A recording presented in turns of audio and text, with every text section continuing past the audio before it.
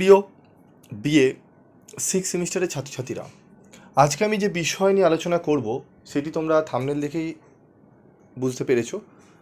তোমাদের আজকে আমি আলোচনা করব history general paper SEC-B2 orality and oral culture in India.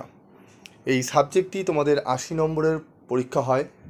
তো ম্যাক্সিমাম এই সাবজেক্টের সমস্যা হয় কি প্রশ্ন পড়বো স্যার, এই সাবজেক্টের বইও খুব কম পাওয়া যায়, অ্যাভেলেবেল থাকে না অনেক সময়। তার জন্য আমি তোমাদের SEC-B1 নিতে বলি। তো যাই হোক, অনেকেই তোমরা রিকোয়েস্ট করেছো যে স্যার আমাদের এই সাবজেক্টটির ওপর যদি কিছু গুরুত্বপূর্ণ প্রশ্ন বেছে দেন তাহলে খুবই উপকৃত হয়।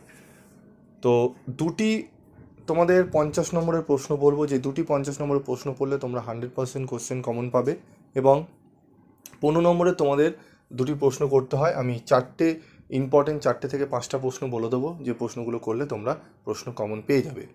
তো কী কী সেই প্রশ্ন সেগুলো দেখব। তার আগে বলি, যারা তোমরা চ্যানেলে নতুন তারা চ্যানেলটি সাবস্ক্রাইব করে পাশে থাকা বেল আইকনে অবশ্যই ক্লিক করে রাখবে, কারণ তোমাদের 6 সেমিস্টারে কিন্তু অনবরত তোমাদের সাজেস্টিভ প্রশ্ন আসবে এবং সাথে উত্তরগুলো নিয়ে আলোচনা করব। এবং তোমাদের 5th সেমিস্টারের পরীক্ষা কেমন গেছে এবং তোমরা পিভি স্টাডি ক্লাস কবে থেকে জয়েন করেছো সেগুলো যদি কমেন্ট বক্সে লিখে জানাও তাহলে খুবই উপকৃত হব।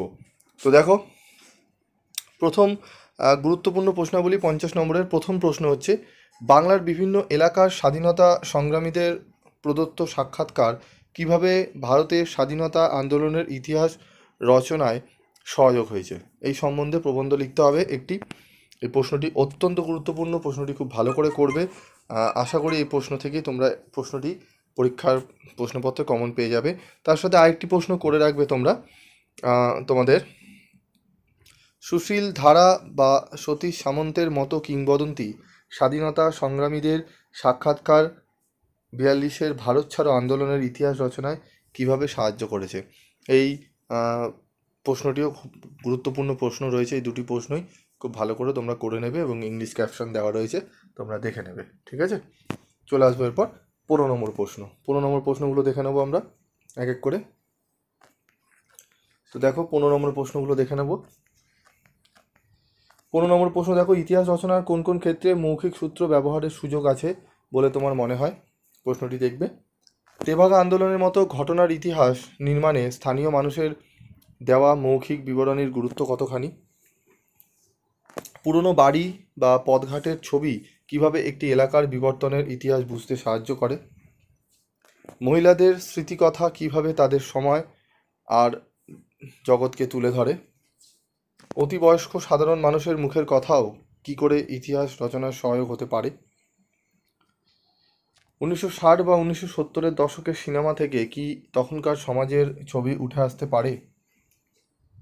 রবীন্দ্রনাথের জীবনস্মৃতি কেমন করে তার সময়ের ইতিহাস তুলে ধরে। সবইতেই আমাদের প্রবন্ধ লিখতে হবে।